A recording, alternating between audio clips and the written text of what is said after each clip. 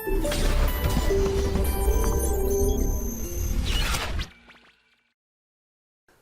बच्चों अभी तक हम लोग एक विमा में यानी कि एक डायमेंशन में 1D मोशन हमने पढ़ा, ठीक है।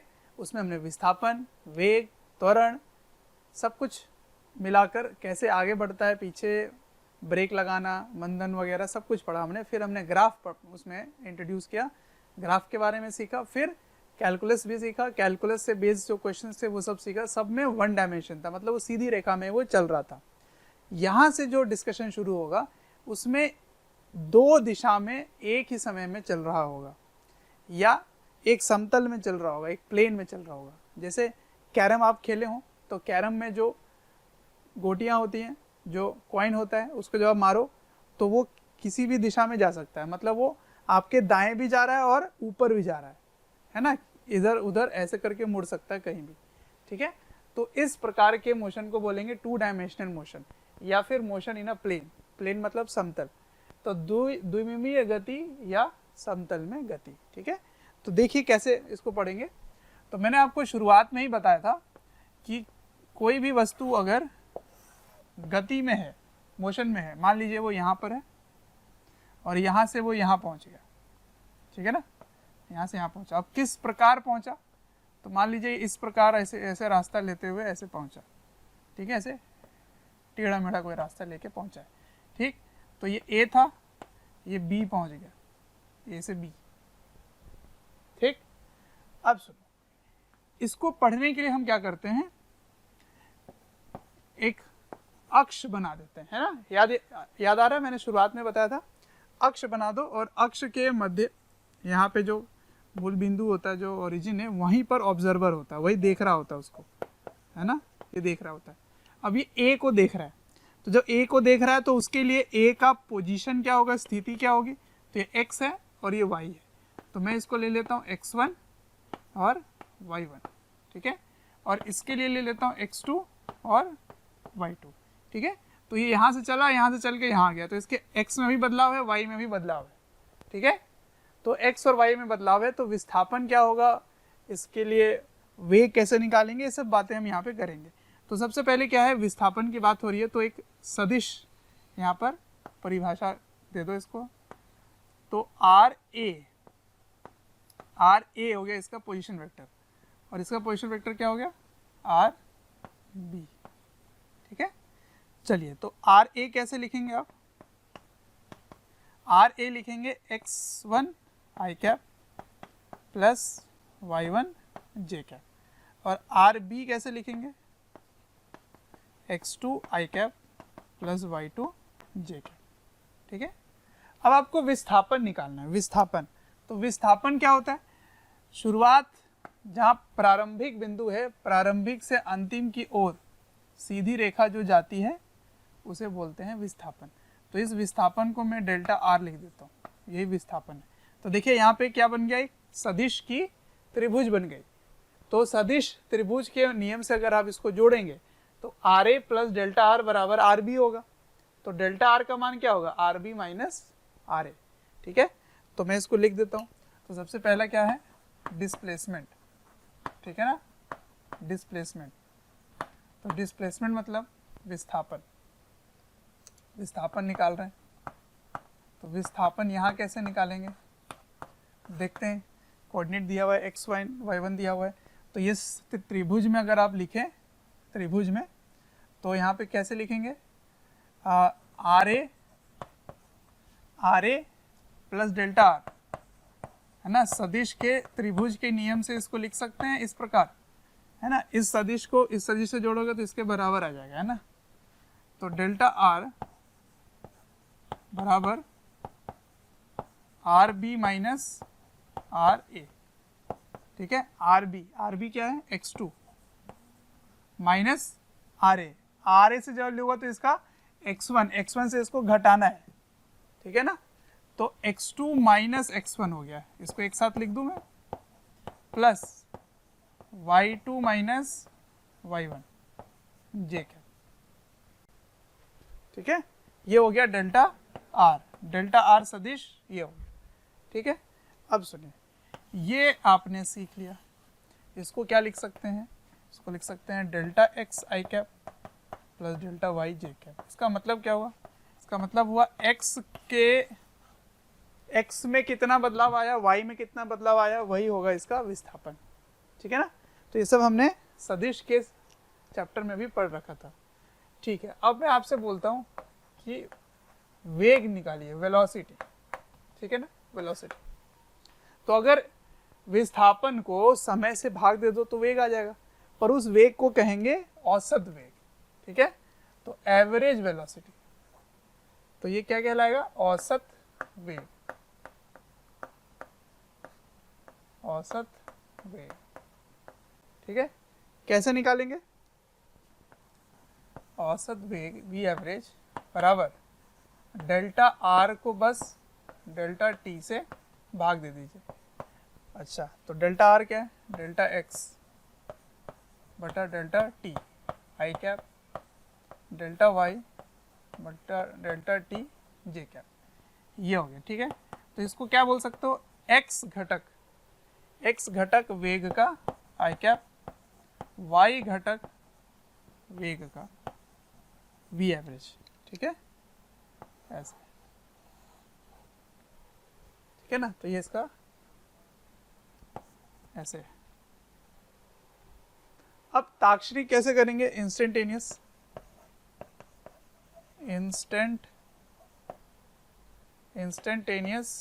वेलोसिटी, ताक्षणिक वेग।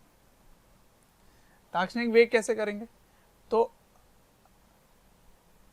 अगर इसमें जो परिवर्तन आ रहा है ना, डेल्टा एक्स बटा डेल्टा टी, इसमें अगर limit delta t tends to 0 हो जाए, इसका मतलब समझ में आ रहा है? अगर समय का अंतराल बहुत ही छोटा हो जाए, समय का अंतराल बहुत छोटा हो जाए, तो ये क्या बन जाएगा? ताक्षणिक वेग बन जाएगा। ठीक है, डेल्टा वाई बटा डेल्टा टी जे कैप, ये हो गया इंस्टेंटेनियस। लेकिन हमने कलन में क्या सीखा है? इसको क्या बोलते हैं? इस पूरे चीज को क्या बोलते हैं? इसको बोलते हैं डिफरेंशिएशन। तो ये हो गया d x by d t i cap plus d y by d t j cap equals to v, instantaneous. ठीक है, ये ताक्षणिक वेग है और ये औसत वेग है। ठीक है, उसी प्रकार आप यहाँ पे त्वरण के बारे में बोल सकते हैं। मैं यहीं पे लिख देता हूँ, एक्सेलरेशन। ठीक है, एक्सेलरेशन। तो एक्सेलरेशन को क्या लिखेंगे? वेग में जो परिवर्तन आ रहा है वो हो गया एक्सेलरेशन। ठीक है ना? ओके, तो ये वाला जो आंसर है इसको भी बोलेंगे इंस्टेंटेनियस एक्सेलरेशन, ताक्षणिक त्वरण। ठीक, तो कैसे करेंगे? देखो, मतलब इसमें जो डिफरेंशिएशन करोगे d x by d t i cap plus d v by d t j cap, तो वो क्या बन जाएगा? A x i cap plus a y j cap. तो देख रहे हो, दो दो घटक आ गए सभी के। वेग का घटक है ना, इसमें ताक्षणिक वेग का घटक है, इसमें त्वरण का घटक है। देख रहे हो, तो ये इंस्टेंटेनियस है ना? अगर यही डेल्टा टी का करोगे तो वो एवरेज एक्सेलरेशन हो जाएगा। तो एवरेज एक्सेलरेशन अगर पूछा जाए, औसत एवरेज एक्सेलरेशन, ये मतलब औसत त्वरण, औसत त्वरण। ठीक है ना? तो ए एवरेज क्या लिखोगे? डेल्टा वी बटा डेल्टा टी। ठीक है, तो ये क्या बन जाएगा? डेल्टा वी एक्स बटा डेल्टा टी आई कैप, है ना? डेल्टा मतलब वेग में जो परिवर्तन आएगा ना, बड़ा परिवर्तन, उसको एवरेज एक्सेलरेशन बोलते हैं।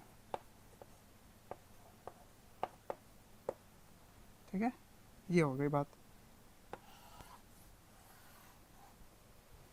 अब अगर आपसे इसकी परिमाण पूछे, मैग्नीट्यूड पूछा जाता है, मैग्नीट्यूड, तो मैग्नीट्यूड कैसे लिखते? बिल्कुल मैं सब कुछ वेक्टर के बारे में बात कर रहा हूँ ना, वेक्टर, तो इसकी मैग्नीट्यूड क्या होगी, मैग्नीट्यूड ऑफ वेलोसिटी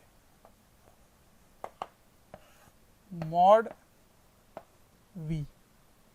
तो इंस्टेंटेनियस का बात करो या एवरेज का बात करो, जिसका भी बात करना है, तो यहाँ क्या करोगे, रूट अंडर x घटक और y घटक का रूट अंडर, ठीक है ना। उसी प्रकार इसके बारे में भी लिख सकते हो रूट के अंदर, ठीक है। तो इस तरह से आगे हम लोग पढ़ने वाले हैं। ये है द्विमीय गति, ठीक है ना। अब आप इसमें देखिए, जो भी आपने वन डायमेंशन में सीखा था उसको आप दो अलग अलग भाग में पढ़ने वाले हैं। एक्स एक्सिस में जो भी मोशन होगा वो वाई एक्सिस के मोशन से कोई लेना देना नहीं होगा, और वाई में जो भी गति होगी वो गति का असर एक्स में नहीं दिखेगा, क्योंकि उनके मध्य कोण 90 डिग्री है इस प्रकार। तो जब 90 डिग्री है तो किसी भी सदिश का कोई भी घटक अपने लंबवत 90 डिग्री के कोण में नहीं आता, जीरो होता है, cos 90 जीरो होता है। इसीलिए जिस प्रकार जो भी तरीका आपने सीखा वन डायमेंशन में, उसको सीधा सीधा लगा सकते हो टू डायमेंशन में, ठीक है। किस तरह से, x को अलग पढ़ेंगे, y को अलग पढ़ेंगे, ठीक है। x को अलग पढ़ेंगे, y को अलग पढ़ेंगे, ठीक है। तो ये x है, ये y है, ठीक। तो ये इसका विस्थापन हो गया। अच्छा, दूरी कैसे निकालोगे, तो दूरी तो इसकी पथ की लंबाई हुई, तो मैग्नीट्यूड ऑफ स्पीड को इंटीग्रेट करोगे, है ना। तो पहले ये इसको इंटीग्रेट करोगे तो दूरी आ जाएगा, ठीक है। चलो इसको नोट डाउन। तो हमने देखा कि x दिशा और y दिशा में किस प्रकार से दो अलग अलग चीजें हो रही होती हैं, लेकिन एक का असर दूसरे दिशा में बिल्कुल भी नहीं होता है। तो मतलब जो भी आपने एक दिशा, एक विमान में जो भी पढ़ा है, वन डायमेंशन में जो भी पढ़ा है, वो सारे के सारे नियम, सारे के सारे तरीके आप यहाँ पे दो अलग अलग दिशा में लगा सकते हैं, ठीक है। तो मैंने एक सवाल दिया है कि x जो है वो इस प्रकार से बदल रहा है और y इस प्रकार से बदल रहा है, ठीक है। तो आपको क्या ज्ञात करना है, आपको ज्ञात करना है वेग एवं त्वरण। वेग एवं त्वरण कब ज्ञात करना है, जब समय का मान 2 सेकंड, ठीक है। तो वेग सदिश और त्वरण सदिश ज्ञात कीजिए जब समय 2 सेकंड है। चलो तो इसको कैसे करेंगे, मैंने अभी बताया आपको कि x और y डिफरेंट चल रहा होता है ना। तो x दिशा में आप लिखिए और y दिशा में आप अलग अलग लिखिए, कोई प्रॉब्लम नहीं है। तो यहाँ आप लिखेंगे vx को किस प्रकार लिखेंगे, तो x का डिफरेंशिएशन टाइम के साथ, ठीक है। तो डिफरेंशिएशन कीजिए, तो इसका डिफरेंशिएशन क्या आ गया 2t, और इसका डिफरेंशिएशन 1, और इसका डिफरेंशिएशन 0, ठीक है। तो vy क्या होगा, इसका आंसर हो गया 6t², 3 आके यहाँ आ गया ना, उसके बाद -2t और इसका 1, ठीक है। ये vy हो गया, ये vx हो गया, है ना। तो इसमें क्या किया मैंने, मैं इस बार इसको 2 बार लिख देता हूँ।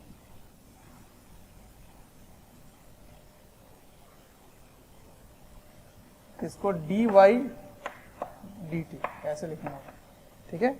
तो इसका आंसर क्या आया था 6t² -2t + 1, ये आया था, ठीक है। अब आपको क्या करना है, जब समय का मान 2 सेकेंड, तब vx का मान क्या होगा, यहाँ 2 रख दीजिए, तो 2 दूना 4 + 1 5, ठीक है।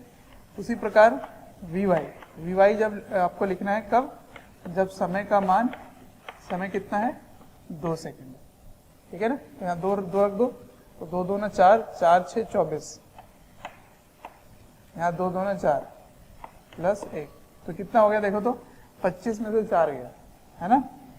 तो ये हो गया 21 तो वेग कैसे लिखेंगे आप, वेग सदिश vx का i कैप + vy का j कैप, ऐसे, ठीक है ना। दो विमाएं एक साथ ही पढ़ रहे हैं। तो इसका उत्तर आ गया है, जब समय का मान 2 सेकंड है तो v कितना है 5 आई कैप, और ये कितना है 21 जे कैप।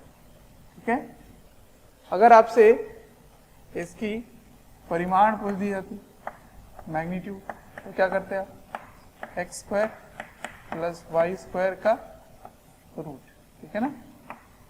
अब यहाँ पे क्या था 5, तो 5 का स्क्वायर कर दो और 21 का स्क्वायर कर दो। अगर आपसे स्पीड पूछा जाता है ना, चाल पूछा जाता। थैंक यू डियर स्टूडेंट्स, हमें ढेर सारा प्यार देने के लिए।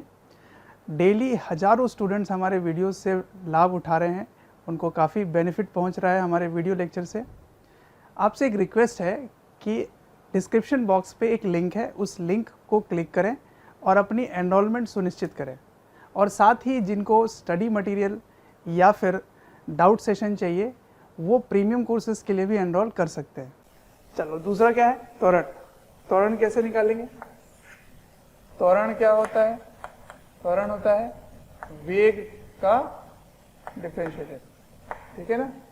तो इसको x दिशा में अलग करोगे तो चलो यहाँ आई कैप लिख देता हूँ, एक ही साथ कर रहा हूँ मैं इसको, dv by dt J cap.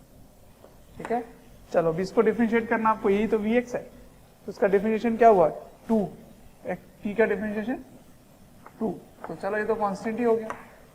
अब इसका डिफरेंशिएशन क्या होगा, देखो इसका डिफरेंशिएशन हो गया 12t माइनस 2 जे कैप। क्लियर है। अब यहाँ पे समय का मान क्या रखना है, यहाँ पे समय का मान रखना है 2 सेकेंड। ठीक है ना, 2 सेकेंड में आपको बताना है। तो 2 रख दो तो 12 दूना 24, 24 में 2 गया तो 22, तो 2 आई कैप प्लस 22 जे कैप, ये हो गया त्वरण। ठीक है ना। अब अगर इसी में इसका परिमाण पूछ दिया जाता, मैग्नीट्यूड, तो क्या करते, तो रूट के अंदर 2 का स्क्वायर प्लस 22 का स्क्वायर, इस प्रकार लिखते। ठीक है, तो ये हो गया वेग और त्वरण दो दिशाओं में जब चल रहा होता है एक साथ। सही है। अगर वेग और त्वरण के मध्य कोण पूछा जाता है आपसे, कोण, तो क्या करते हैं आप, t बराबर 2 सेकंड पे ही पूछा जाता है, तो आपको वेग का सदिश पता है, त्वरण का सदिश पता है, तो यहाँ पे क्या लगा दोगे, डॉट प्रोडक्ट लगा दोगे, है ना, v dot a divided by mod v mod a, तो उसके मध्य कोण पता चल जाएगा, है ना। कैसे, क्या बोलना चाह रहा हूं मैं बोलना चाह रहा हूं कि अगर ये दूसरा सवाल ले लेता हूं कि वेग एवं त्वरण के मध्य कोण t बराबर 2 सेकंड पे क्या होगा, तो आप क्या करोगे, वो तो सदिश है ना, तो सदिश के मध्य कोण कैसे निकालते थे, आपको मैंने सदिश के चैप्टर में सिखा रखा है। तो यहाँ क्या लिखते थे, v dot a mod v mod a, तो ये कॉस इनवर्स आ जाएगा उधर। ठीक है, तो इस प्रकार के सवाल भी बन सकते हैं। ठीक, अब अगले सवाल को देखते हैं। इस बार आपको वेग दे दिया गया है, वेग है 5t आई कैप प्लस 2 जे कैप मीटर प्रति सेकंड।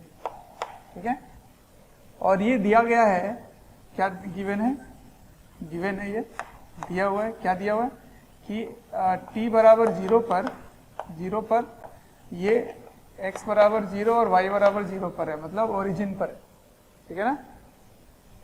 तो आपको बताना क्या है, सबसे पहला x और एवं y को t का फंक्शन बताना है ना, t के साथ किस प्रकार x और y परिवर्तित होगा। जैसे मैंने अभी पहले सवाल दिया था, x दिया था, v में निकलवा रहा था, अब मैं v दे रहा हूं, x निकलवाना चाह रहा हूं। ठीक है ना, उस पर ही सवाल है। और दूसरा सवाल भी मैं अभी आपसे पूछता हूं, पहले आप इसको लिख लीजिए।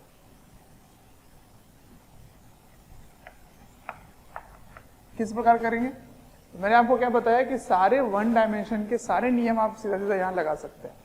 ठीक है, तो इसको x की दिशा में अलग से पढ़िए, इसको y की दिशा में अलग से पढ़िए। तो x की दिशा में यहाँ पर कांस्टेंट नहीं है, ये चेंज हो रहा है, तो डिफरेंशिएशन का इस्तेमाल करना पड़ेगा। तो इसको कैसे लिखोगे? इसको लिखोगे dx बटा dt बराबर vx हो गया, है ना। और ये क्या है? यही तो vx है, ये vx है, और ये क्या है?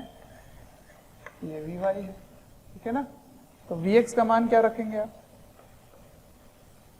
5t। अब dt को उधर भेज दोगे तो dx बराबर 5t dt, ठीक है। अब इसको इंटीग्रेट करेंगे तो t बराबर 0 पर x बराबर 0 है और t बराबर t पर x ज्ञात करना है। तो इसका इंटीग्रेशन क्या होगा बच्चों? इसका इंटीग्रेशन होगा x, इधर हो गया x, ठीक है, और इसकी लिमिट हो गई 0 से x, और इधर का इंटीग्रेशन क्या हुआ? 5t स्क्वायर बटा 2, और इसकी लिमिट हो गई 0 से t, ठीक है। तो इसका आंसर हो गया x बराबर 5 बटा 2 टी स्क्वायर, क्योंकि 0 है तो 0 रहेगा, ये आ गया, ठीक है। अब vy का मान vy, तो इसके लिए क्या करोगे? dy बटा dt बराबर vy, और vy क्या है? ये तो कांस्टेंट ही है, कितना है? 2, तो dy क्या लिखोगे? 2 dt। अब इसको इंटीग्रेट कर दोगे, फिर से t बराबर 0 पर y बराबर 0 दिया हुआ है, तो t पर आपको y ज्ञात करना है, तो ये क्या बन गया? y बराबर, इसका आंसर हो गया t, तो y बराबर 2t और x बराबर 5/2 t स्क्वायर, ये आपको समीकरण। अब दूसरा सवाल मैं ये पूछ रहा था कि ये वस्तु जिस पथ पर चल रही है उस पथ का समीकरण क्या होगा, ये आपको बताना है, ठीक है। तो आपको बताना है इक्वेशन ऑफ पाथ, इसको इक्वेशन ऑफ ट्राइजेक्टरी भी बोलते हैं, आगे बताऊंगा मैं आपको। इक्वेशन ऑफ ट्राइजेक्टरी, ठीक है, मतलब पथ का समीकरण, पथ की समीकरण, ठीक है ना। किस पथ पर चलने वाला है ये वस्तु, उसका समीकरण ज्ञात करना है आपको। कैसे करें देखते हैं। मतलब क्या होता है? x और y के बीच संबंध, x और y के बीच संबंध पता रहेगा तो आप उसका समीकरण बता सकते हैं कि x बदलने पे y किस प्रकार बदल रहा है, ठीक है। तो इस प्रकार के सवालों में क्या करते हैं, दोनों में टी टी है, देख रहे हो, यहाँ भी है यहाँ भी है, तो आप किसी एक समीकरण से t का मान, मतलब समय का मान निकालकर उसमें डाल दीजिए, ठीक है। तो यहां से मैं समय निकाल लेता हूं इस जगह से, ठीक है। तो 2 से समय का मान क्या आया? t बराबर y/2, ये। अब इसको इसमें डाल दीजिए, तो इसमें डालने पे क्या आया? x बराबर 5/2 y/2 का होल स्क्वायर, ठीक है। ये 5/2 y²/4, ये, ठीक है। तो इसको लिखोगे x बराबर 5/8 y², ये हो गया समीकरण, ठीक है। या फिर इसको क्या लिख सकते हैं? y बराबर, ये चल गया इधर, 8/5 हो गया इधर, इसमें रूट लगा दो, तो इसको अलग कर लेते हैं, √x, ये हो गया, ठीक है। अब बताओ, मैंने आपको गणित में सिखाया था, मौलिक गणित में, किस प्रकार इस प्रकार के समीकरण का ग्राफ होता है। तो ग्राफ बताइए कि कैसा होगा। ये x है, ये y है, ठीक है ना। तो x y² है, तो ये इस प्रकार से परिवर्तित होगा, या फिर y √x, तो √x का ग्राफ ऐसा होता है, ठीक है, इसको ऐसे। तो इस पथ पर जाना शुरू करेगा, ठीक है। तो अगर वो इस प्रकार चल रहा है कि उसकी x और y इस प्रकार बदल रही है, तो आपको वो वस्तु इस रास्ते में जाता हुआ दिखेगा ऐसे, ठीक है, जिसका वेग इस प्रकार परिवर्तित हो रही होगी। आया समझ? तो ये है दो विमा में परिवर्तन दिखाना, ठीक है। एक सवाल और लेते हैं फिर आगे बढ़ेंगे, है ना।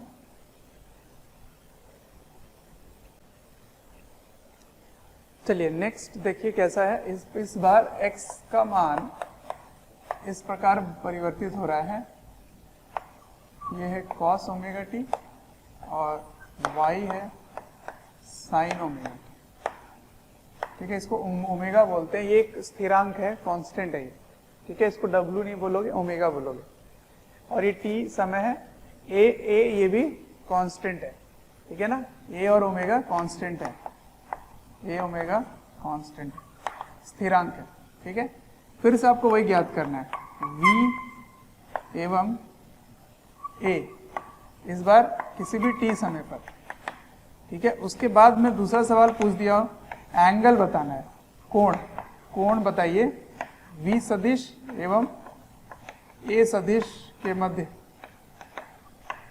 ठीक है। कोण बताना है आपको, कितना कोण होगा किसी भी t समय पर, ठीक है।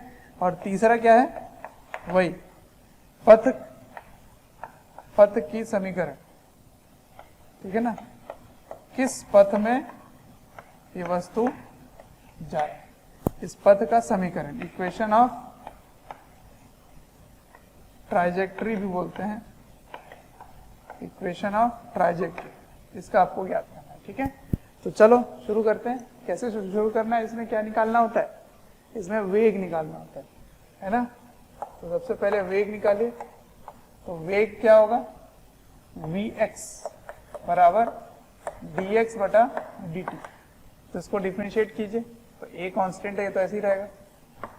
और cos का डिफरेंशिएशन माइनस साइन, तो माइनस साइन हो गया, लेकिन t इसके साथ गुणा हुआ पड़ा है, तो एक बार ओमेगा टी का भी डिफरेंशिएशन होगा, तो गुना करके ओमेगा किए तो वो ओमेगा मल्टीप्लाई हो गया, उसको यहाँ रखो या यहाँ रखो एक ही बात है, ठीक है। तो मैं यहाँ पर ओमेगा लिख देता हूँ और एक माइनस का चिन्ह, ठीक है।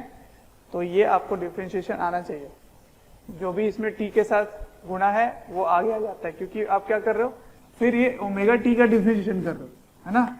ओमेगा टी का डिफरेंशिएशन कर रहे हो टी के साथ, तो इसका क्या आंसर हुआ, ओमेगा कांस्टेंट ही है, टी का डिफरेंशिएशन 1 हो गया, तो ओमेगा इंटू 1 हो गया। उसी को मैं यहाँ पे मल्टीप्लाई कर रहा था, जिसको मैंने आगे लिया, सही है। उसी प्रकार वी वाई क्या होगा, वी वाई होगा डी वाई बटा डी टी, ठीक है ना, वाई का डिफरेंशिएशन।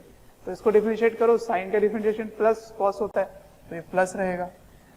लेकिन ये सब कुछ उसी प्रकार होगा, तो ओमेगा आ गया बाहर, कॉस ओमेगा टी, ठीक है ना। ये हो गया वी वाई। तो पहला सवाल हो गया कि नहीं, अभी नहीं हुआ है, इसको वेग का सदिश बताना था ना, तो आप लिखेंगे v x i cap plus v y j cap. सदिश इस प्रकार लिखा जाएगा, तो minus omega a sine omega t i cap plus omega a cos omega t, ठीक है। प्यारे बच्चों, जब मैं कमेंट सेक्शन में जाता हूँ तो कुछ ऐसे लाइन हैं, कुछ ऐसे कमेंट्स हैं जो काफ़ी कॉमन है, और वो ये हैं कि सर एक इस चैप्टर का इस टॉपिक के बारे में वीडियो बना दें, या इस टॉपिक को थोड़ा सा इलेबोरेट करके समझा दें। तो प्यारे बच्चों, मैं आपसे रिक्वेस्ट करना चाहता हूँ कि सबसे पहले तो हमारे चैनल को सब्सक्राइब करें और बेल आइकन को हिट करें। इससे क्या होगा कि कोई भी नोटिफिकेशन आप मिस नहीं करेंगे। मैं ये इसलिए कह रहा हूँ क्योंकि जिस टॉपिक के बारे में आप पूछ रहे होते हैं या आप रिक्वेस्ट कर रहे होते हैं, वो हमारे चैनल्स में ऑलरेडी वीडियोस हैं। आप अगर चैनल विजिट करेंगे तो प्लेलिस्ट भी बने हुए हैं, और प्लेलिस्ट से आप अपने जो डिमांड है, जो आपके पर्टिकुलर टॉपिक्स है, उनको आप विजिट करके पढ़ सकते हैं। अब आपको त्वरण निकालना है, तो त्वरण कैसे निकलेगा, एक बार इसको और सब डिफरेंशिएट कीजिए, तो dvx dt, ठीक है ना। तो vx के लिए इसको डिफरेंशिएट कीजिए, साइन का डिफरेंशिएशन क्या हो जाएगा, प्लस कॉस, तो एक बार ओमेगा फिर आगे आएगा, ठीक है ना, क्योंकि ये सब तो कांस्टेंट ही है, और इसका जो t है वो एक बार और गुणा होता है यहाँ पे, जो आगे आ जाएगा। तो माइनस ओमेगा स्क्वायर, ये माइनस क्यों आ रहा है क्योंकि पहले से साइन का डिफरेंशिएशन तो प्लस कॉस होगा, तो कॉस ओमेगा टी, ठीक है। उसी प्रकार से ए वाई क्या होगा, वी वाई का डिफरेंशिएशन टाइम के साथ, ठीक है। तो इसको कैसे लिखोगे, ये हुआ वी वाई, इसको डिफरेंशिएट करना है, इस बार कॉस का डिफरेंशिएशन माइनस साइन होगा तो इसमें भी माइनस आ जाएगा और ओमेगा यहाँ के गुणा हो जाएगा, तो minus omega square a sine omega t, ठीक है। तो त्वरण सदिश कैसे लिखोगे, ए एक्स आई कैप, तो ए एक्स कितना है minus omega square a cos omega t i cap minus omega square a sine sine omega t j cap, ठीक है। तो ये हो गया त्वरण,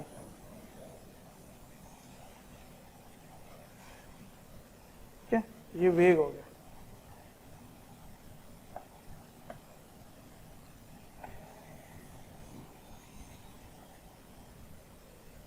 अब आपको कोण ज्ञात करना है, तो कोण कैसे निकालोगे, दूसरा सवाल देख लीजिए। तो उसमें आप करेंगे cos थीटा बराबर v dot A mod v, इस प्रकार करेंगे, सही है।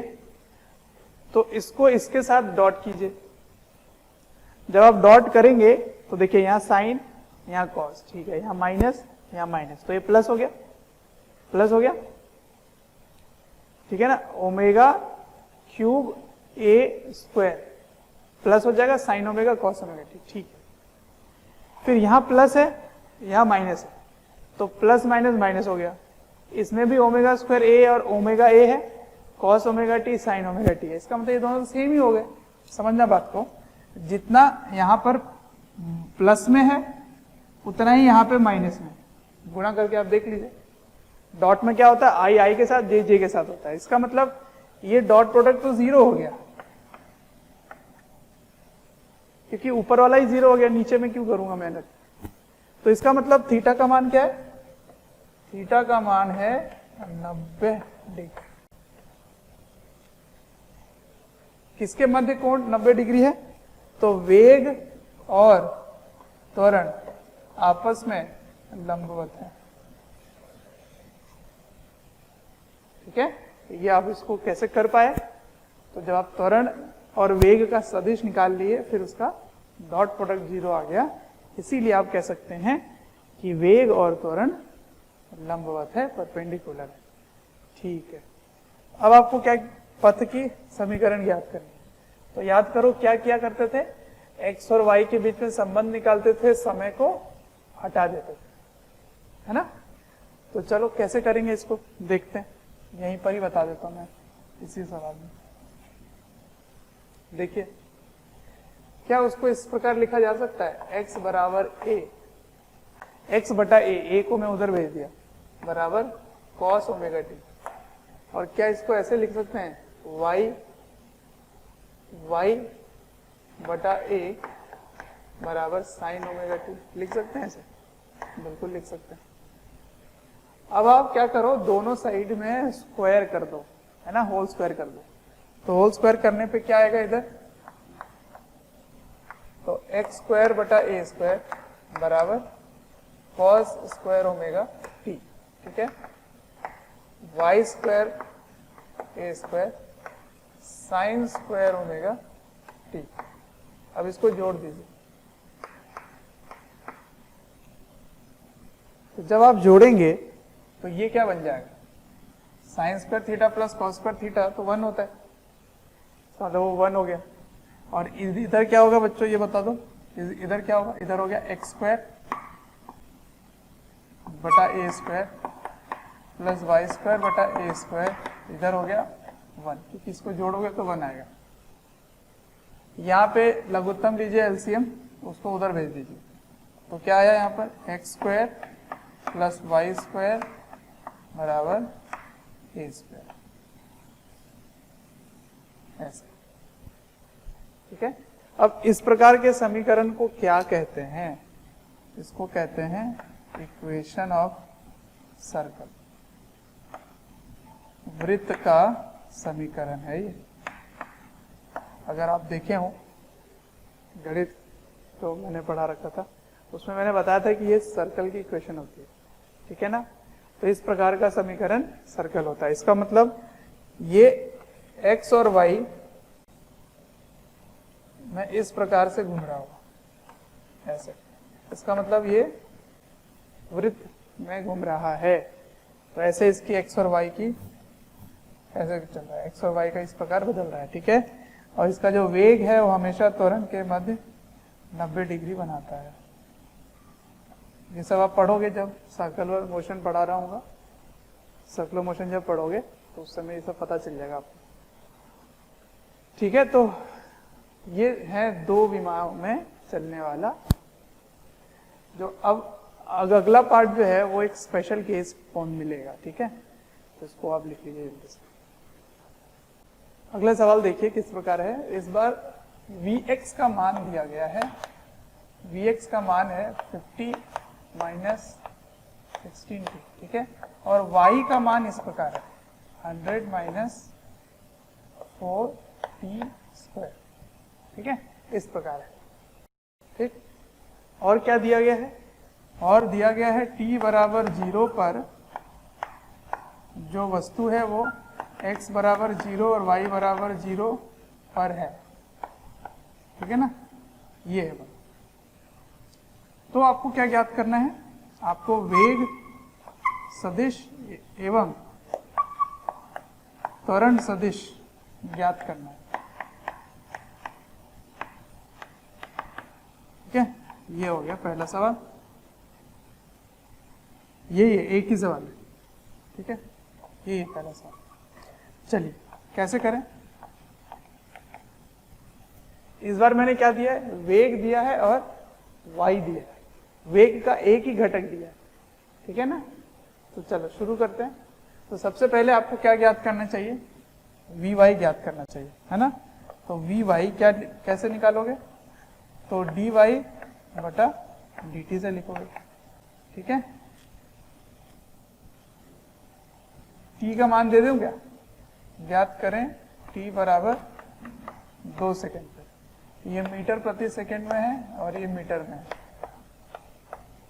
ठीक है। चलो तो इसको डिफरेंशिएट करो तो क्या आ जाएगा? -8t, है ना। 2 इधर आ गया, इसका 0 हो गया, -8t हो गया Vy, ठीक है। Vx दिया हुआ है, ये रहा। तो Vx का मान क्या है? Vx का मान है 50 माइनस 16t, ठीक है ना। तो V सदिश क्या लिखोगे? Vx आई क्या? Vy j क्या? Vx कितना है? 50 माइनस 16, 50 माइनस 16t आई क्या प्लस Vy कितना है? -8t j क्या, ठीक है ना। अब t का मान रखो, t का मान 2 सेकेंड रख दो तो आ जाएगा तुरंत, वेग आ जाएगा। तो 50 और ये 32 में से 50 में से 32 को घटा रहे हो, t का मान 32 रख रहे हो, है ना। कितना हो गया? 8 और ये 18 आई क्या प्लस इसमें क्या रख रहे हो? 2, तो 16 हो गए। तो -16 j कैप। कब? जब t का मान 2 सेकेंड, ठीक है। अब त्वरण कैसे निकालेंगे? तो dvx dt plus dvy dt j cap. अब x का घटक इसको आपको डिफरेंशिएट करना है, तो कितना होगा? t का डिफरेंशिएट करो तो -16 आई कैप। अब इसको डिफरेंशिएट करो, कहाँ गया? Vy, हाँ इसको करना है। तो कितना आ जाएगा? -8 j का, ठीक है। तो ये हो गया उत्तर। ये तो इसमें कुछ टाइम है ही नहीं, है ना। तो त्वरण भी मैंने बता दिया, वेग भी बता दिया। अब अगर आपसे मैं ये पूछता समीकरण बताइए x और y का, है ना, तो वो कैसे निकालते आप? दूसरा सवाल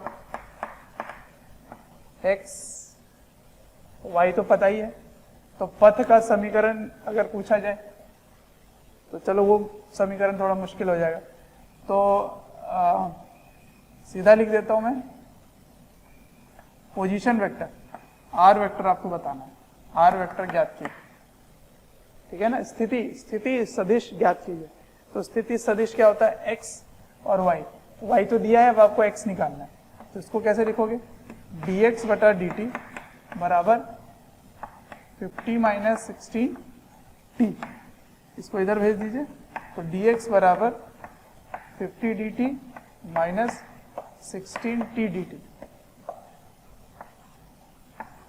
तो x बराबर 0 है कब, जब t बराबर 0 है, ठीक है, इसमें दिया गया था, और आपको ज्ञात करना है x का मान किसी भी t समय पर,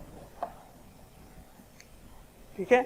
तो क्या आ गया इसका उत्तर, इसका उत्तर आ गया x, और इसका उत्तर क्या आ गया, इसका ये t, तो ये बन गया 50, इधर से आ गया t, ठीक है, माइनस 16 t स्क्वायर बटा 2, ये कट के 8 हो गया, तो क्या आ रहा है x का मान, तो x का मान आ गया 50t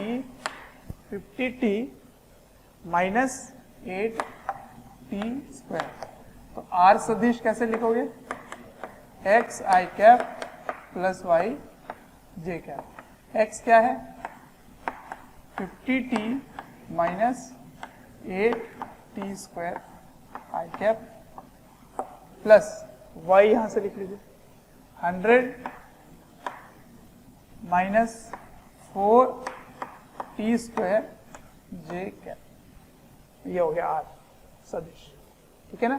किसी भी समय में पूछा जाए तो t का मान रख देना, उत्तर आ जाएगा, तो ये स्थिति सदिश हो गई, ठीक है ना। इसमें समीकरण निकालने में थोड़ा मेहनत लगेगा, क्योंकि यहाँ पे t स्क्वायर में है, देख रहे हो, और वहां भी t स्क्वायर में, तो एक को रिप्लेस करना खैर मुश्किल नहीं है, इसको भेज दोगे इधर और इसको इधर ले आओगे, तो 100 बटा -100 माइनस वाई स्क्वायर को 4 से भाग दे दोगे, फिर रूट ले लोगे, उसको वहां पे रख दोगे, आ जाएगा, लेकिन थोड़ा मेहनत लगता है, ठीक है। चल, तो ये हो गया दो विमाओं में किस प्रकार से वस्तु चल रहा होता है, ठीक है। तो एक बार फिर से मैं आपको इससे समझा देता हूँ, एक्स और वाई जो है वो बिल्कुल एक दूसरे से इंडिपेंडेंट है, किसी के साथ कोई निर्भरता नहीं है, ठीक है ना। तो एक्स अपने तरफ चलेगा, वाई अपने तरफ चलेगा, एक्स में आप सारे 1D के नियम लगा लेंगे, वाई में सारे 1D के नियम लगा लेंगे, ठीक है। उसके बाद एक्स और वाई के बीच अगर संबंध निकालना, अगर सवाल में पूछा जाए, समीकरण पूछा जाए, तो क्या करोगे, किसी एक से समय दूसरे के समय में डाल दोगे, एक्स और वाई के बीच एक समीकरण स्थापित हो जाएगा, तो उसको बोलते हैं इक्वेशन ऑफ ट्राजेक्टरी या इक्वेशन ऑफ पाथ, पथ का समीकरण, ठीक है। तो ये था आपका दो विमाओं में किस प्रकार से वस्तु चल रहा होता है, ठीक है। बच्चों, अगर हमारे वीडियोस आपको पसंद आते हैं, आपको हमारी जो मेहनत है वो आपको अच्छी लगती है, तो आप हमारे वीडियोस को ज़रूर लाइक करें और शेयर करें। शेयर इसलिए मैं करने बोल रहा हूँ क्योंकि आपके शेयर करने से ज़रूरतमंद बच्चों तक ये वीडियोस पहुँच सकता है, जिनको एक पर्टिकुलर टॉपिक काफ़ी वीक लग रहा है, या एक ऐसा चैप्टर है जिसके बारे में एक पर्टिकुलर टॉपिक उनको अच्छे से पढ़ना है, तो उन तक पहुँच सकता है ये। अंत में मैं आपसे यही कहना चाहूँगा कि आपके स्नेह, अफेक्शन, प्यार देखकर हमारी पूरी मोशन की टीम काफ़ी मोटिवेटेड है आपको क्वालिटी कंटेंट देने के लिए। चलिए अगला सवाल देखते हैं। इस बार मैं इस प्रकार से सवाल ले रहा हूँ कि मान लेते हैं एक कण XY तल पर गति कर रहा है, ठीक है। और ये इस प्रकार गति कर रहा है कि किसी क्षण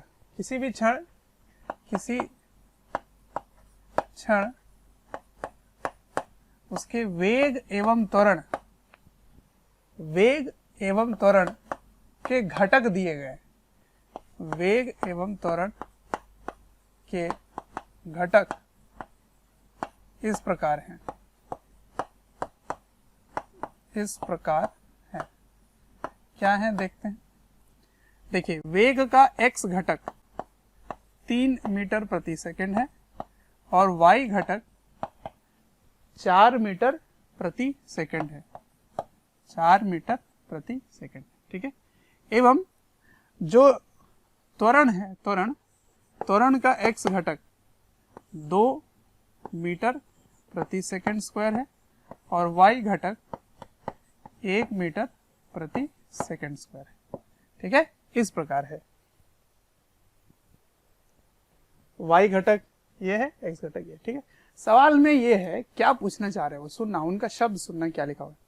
उनका पूछना है कि rate of change of speed क्या होगा, किस दर से चाल में परिवर्तन आ रहा है, चाल में परिवर्तन का दर बताना है, मतलब किस रेट से स्पीड बदल रही है, वेलोसिटी नहीं, वेग के बदलने के दर को क्या बोलते हैं, त्वरण।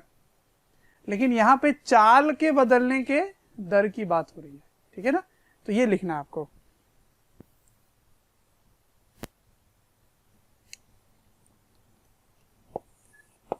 इस क्षण में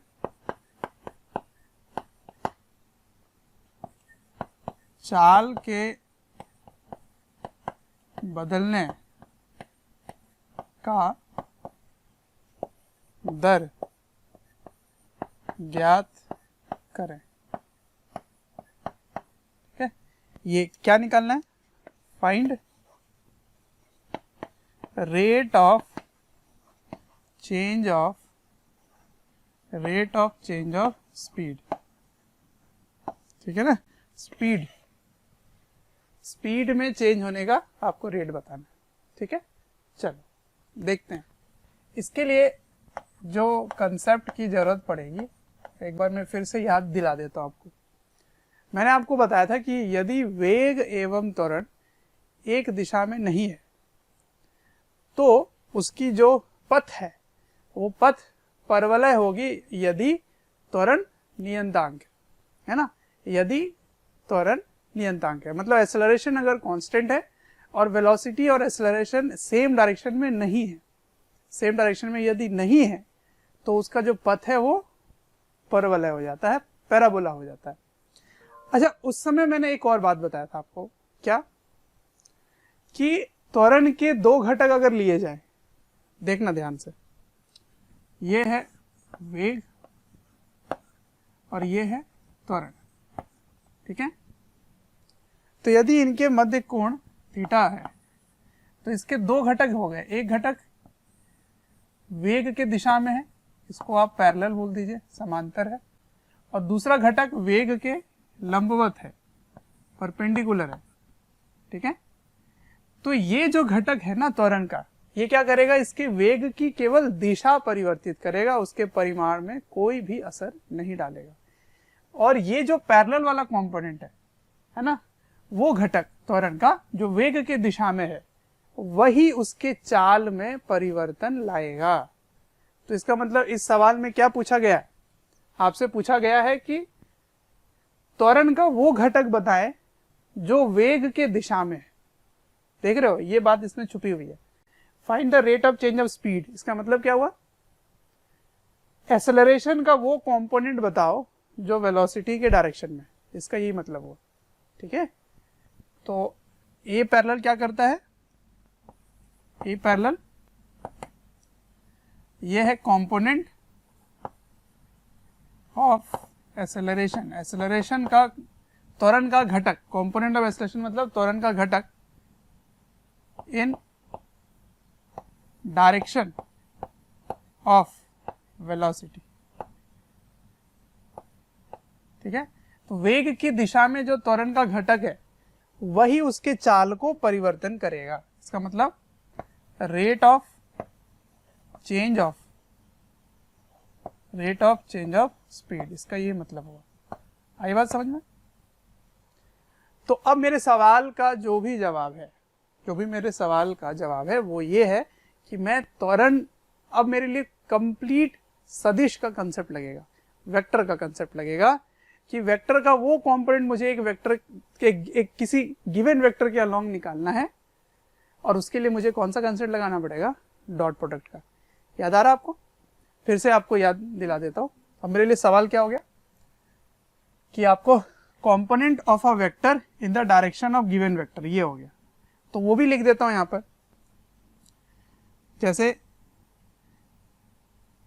ये एक वेक्टर है, इस तरह से मैंने सिखाया होगा आपको, ये ए वेक्टर है, ये बी वेक्टर है, ये थीटा है, ठीक है। तो यदि आप बी का घटक ए के दिशा में चाहते हैं, ठीक है, तो कैसे आप लिखेंगे? देखिए, जिसके दिशा में आपको चाहिए उसकी आप क्या ले लेते हैं, यूनिट वेक्टर, ठीक है ना, इकाई सदिश। इसकी इकाई सदिश के साथ आप डॉट कर देंगे किस, इसके वेक्टर का, बी वेक्टर, ठीक है। यही होता है component of b in direction of a. मतलब समझ में आया? बी सदिश का घटक ए सदिश के दिशा की ओर, वो कैसे लिखते हैं, b dot a cap. Clear है? अच्छा, इसको सॉल्व करोगे तो क्या आएगा, देखो इसका मॉड बी मॉड ए हो गया 1 इंटू कॉस थीटा। तो बी कॉस थीटा ही तो होगा इधर, है ना, यही तो है बी कॉस थीटा। और बी कॉस थीटा को लिखने का तरीका कैसे है, b vector dot with a cap. अब मेरे क्वेश्चन का आंसर क्या है, मैं पहुंचता हूं इस क्वेश्चन में। तो आपको क्या निकालना है, त्वरण का वो घटक जो वेग के दिशा में है। तो आपके क्वेश्चन का आंसर क्या है, सॉल्यूशन, इस क्वेश्चन का आंसर क्या है, आपको निकालना है इस त्वरण का वो घटक जो वेग के दिशा में है। तो वेग का क्या लेना पड़ेगा आपको, यूनिट वेक्टर, ठीक है, और ए का क्या लेना पड़ेगा, कंप्लीट वेक्टर, ठीक है। सॉल्व कीजिए इसको, हो गया। देखिए, अब आपको ए सदिश लिखना पड़ेगा। चलो यहां लिखते हैं, ए सदिश क्या है, ए सदिश इसके दो घटक हैं, तो इसको लिखोगे 2i cap plus 1j cap, ठीक है। और v सदिश कैसे लिखोगे, 3i cap plus 4j cap, ये हो गया सदिश, ठीक है। अब आपके सवाल का जवाब ये है इस तरह से।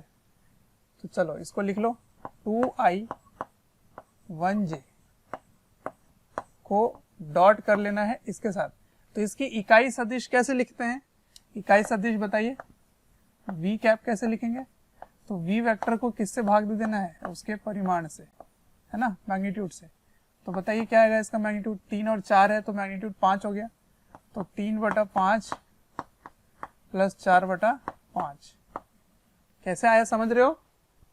इसको मैं ऐसे निकाला हूं, देख लो, मैग्नीट्यूड को ऐसे रूट अंडर 3 का स्क्वायर 4 का स्क्वायर, ठीक है ना, ये हो गया 5 मीटर प्रति सेकंड, ठीक है। तो ये हो गया, इसको यहाँ रख देना है, ठीक है, जल्दी जल्दी कीजिए। तो 3/5 आई कैप प्लस 4/5 जे कैप को आपको डॉट करना है, डॉट कीजिए। तो इसको इससे गुणा करो, तो 3 दूने 6/5, आई कैप जे कैप आएगा नहीं क्योंकि ये डॉट हो रहा है, तो आई वाला आई के साथ होता है, जे वाला जे के साथ होता है, तो प्लस 4/5, ठीक है। तो इसको क्या हो जाएगा, 10/5, मतलब 2 मीटर प्रति सेकेंड स्क्वायर, ठीक है ना। तो कंपोनेंट ऑफ इस क्षण में चाल के बदलने का दर बताएं, तो चाल 2 मीटर प्रति सेकेंड स्क्वायर के दर से बदल रहा है, चाल बदल रहा है मतलब स्पीड बदल रहा है, ठीक है। समझ में आया ये सब, बहुत इंपॉर्टेंट है, लिखिए। अगला सवाल देखते हैं।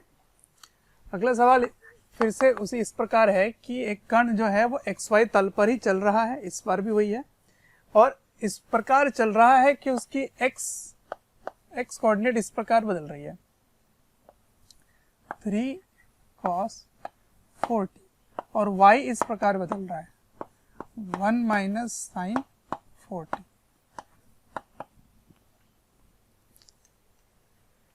ठीक है, इसमें क्या पूछा गया है कि t बराबर 2 सेकेंड, t बराबर 2 सेकेंड में तक, t बराबर 2 सेकेंड तक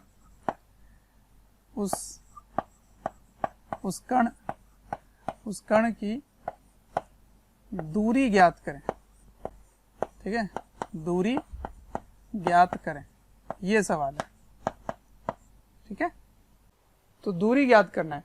देखिए x और y दिया गया है और आपको 2 सेकेंड में दूरी कितनी तय हुई है ये बताना है आपको। तो देखो इस प्रकार आप देखोगे तो कुछ जवाब नहीं मिलेगा आपको। ये नहीं कि यहाँ पे दो आप डाल दिए उसके बाद फिर x और y का मान निकाल के उसका परिमाण निकाल लिए, नहीं, उससे विस्थापन मिलेगा आपको लेकिन दूरी नहीं मिलेगा। आपको डिस्टेंस निकालना है यहाँ पे। ठीक है, डिस्टेंस। तो डिस्टेंस कैसे निकालेंगे? तो डिस्टेंस निकालने के लिए सबसे पहले आपको स्पीड पता होना चाहिए, चाल पता होना चाहिए। और स्पीड क्या होगा? स्पीड होगा, स्पीड जो चाल है वो होगा वेग का परिमाण, मतलब x घटक और y घटक का स्क्वायर रूट कर दो। तो आपको x घटक वेग का निकालना पड़ेगा। तो x घटक क्या है? dx बटा dt। तो चलिए इसको डिफरेंशिएट कीजिए, क्या आएगा? तो 3 4 आगे आ जाएगा, इससे गुणा हो जाएगा और cos का डिफरेंशिएशन क्या हो गया? Minus sine 40। ठीक है ना, ये हो गया vx। उसी प्रकार आप vy कैसे निकालेंगे? vy, तो vy निकालने के लिए क्या करेंगे? dy बटा dt करेंगे। अच्छा, अब इसको आप तोड़ के इस प्रकार लिख सकते हैं क्या? 3 को गुणा कर दीजिए, तो 3 माइनस 3 साइन 4t, ऐसे लिख सकते हैं। अब इसको अगर आप डिफरेंशिएट करें, ठीक है ना, तो ये 0 हो जाएगा और इसका डिफरेंशिएशन क्या होगा? एक तो माइनस है और साइन का डिफरेंशिएशन कॉस होता है और ये जो 4 है वो आगे आ जाता है। ठीक है, तो 3 और 4 गुणा होके क्या बन गया? 12 और एक माइनस पहले से था, तो यहाँ लिखोगे -12 साइन का डिफरेंशिएशन कॉस 40। ठीक है, तो आपको वेग का के 2 घटक मिल गए आपको, x और y। ठीक है ना, अब मैग्नीट्यूड निकालना है। तो मैग्नीट्यूड कैसे निकालोगे? इसका स्क्वायर करो, तो -12 साइन 4t का whole square plus -12 cos 4t का होल स्क्वायर। ठीक है, ये हो गया। अब देखो 12 का स्क्वायर वर्ग और 12 का वर्ग, दोनों में 12 का वर्ग है, तो उसको आप बाहर निकाल लेंगे तो स्क्वायर रूट से वो क्या बन जाएगा? 12 बन जाएगा। ठीक है, अब रूट के अंदर क्या रखना है? रूट के अंदर रखना है sine square 40 plus cos square 40। अरे ये चीज तो मुझे पता है क्या होता है। Sine square theta plus cos square theta क्या होता है? ये तो 1 होता है ना। इसका मतलब जो चाल है ये एक कांस्टेंट है, 12 मीटर प्रति सेकंड। मान लीजिए ये मीटर में है, ये भी मीटर में है, दिया हुआ था सवालों में। ठीक है, तो ये 12 आ गया। अब आप चाल कैसे निकालेंगे? चाल, तो डिस्टेंस बराबर स्पीड इनटू टाइम। क्यों लगा रहा हूं मैं? क्योंकि ये कांस्टेंट है, तो सिर्फ समय से गुणा कर दीजिए, आपको डिस्टेंस मिल जाएगा। तो इसको गुणा कर लीजिए, तो 12 गुणा किससे करना है आपको? कितना समय है? 2, तो 12 दूना 24 मीटर। तो ये दूरी आ गई। ठीक है, ये हो गया आंसर। तो समझ में आया आपको? तो किस प्रकार 2 दिशा में एक ही साथ हम लोग यहाँ पे पढ़ रहे होते हैं और हर एक चीज जो आपने 1 डायमेंशन में सीखा है वो सब यहाँ लगा रहे हैं। ठीक है, x अब अपनी ओर चल रहा है, y अपनी ओर चल रहा है, फिर उसके परिमाण को निकाल लेते हैं, तो हरण भी वैसे ही चल रहा है, डिफरेंशिएशन वही चल रहा है, यहाँ भी सदिश का काम हो रहा है, वेक्टर वगैरह सब आ रहे हैं। ठीक है, तो ये था आपका 2 डायमेंशन का इंट्रोडक्शन। अब इसमें एक स्पेशल पढ़ेंगे, स्पेशल जो ग्रेविटी के अंडर ही होगा, जिसको बोलेंगे प्रोजेक्टाइल मोशन, ठीक है ना। तो प्रोजेक्टाइल मोशन नेक्स्ट लेक्चर में शुरू करने वाले हैं, ठीक है। तो ये इंट्रोडक्शन बहुत इंपॉर्टेंट है, इनको आप नोट डाउन कर लीजिएगा, ठीक है। कोई भी चैप्टर या वीडियोस आपको डिटेल में ईयर लॉन्ग वाले वीडियोस चाहिए और काफ़ी डिटेल में वीडियोस आपको चाहिए, तो आपको एक नंबर दे रहा हूँ, टोल फ्री नंबर है, आप इनको कॉल करें और डिटेल में आप बात कर सकते हैं और पूछ सकते हैं। नंबर है 1800-2121-799।